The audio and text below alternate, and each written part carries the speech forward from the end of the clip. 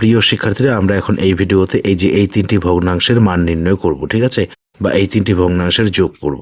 তো দেখো, এই তিনটি ভগ্নাংশকে যোগ করার জন্য বা এই তিনটি ভগ্নাংশের মান নির্ণয় করার জন্য আমরা প্রথমে এই তিনটি ভগ্নাংশের হর তিনটি যে রয়েছে, এই তিনটি হরকে আমরা প্রথমে লসাগু করে নিব, ঠিক আছে।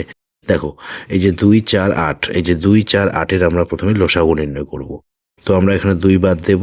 2 1 কে 2, 1, 2 দিয়ে 2কে ভাগ করলে 1, 2 দিয়ে 4কে ভাগ করলে হবে 2, 2 দুগুণে 4, এরপর এখানে 4 বাদ দেবো, 4 দুগুণে 8, এরপর আবার 2 বাদ দিতে হবে, 1কে করা যায় না, 1 1-এ নামবে, 2 কে 2, 2 দুগুণে 4।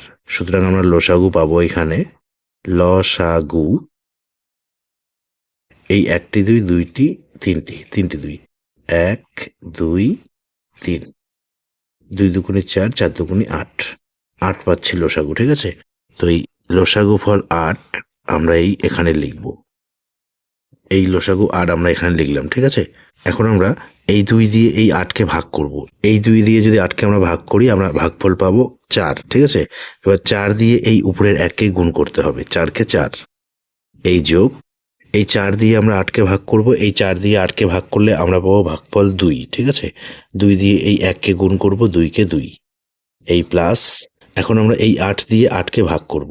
তো এই 8 দিয়ে 8কে ভাগ করলে আমরা ভাগফল পাবো 1, ঠিক আছে। 1 দিয়ে তখন ভাগফল 1 দিয়ে এই উপরের 1কে গুণ করতে হবে, এককে 1, এই, এরপর আমরা 4, 2 আর 1 যোগ করব, ঠিক আছে।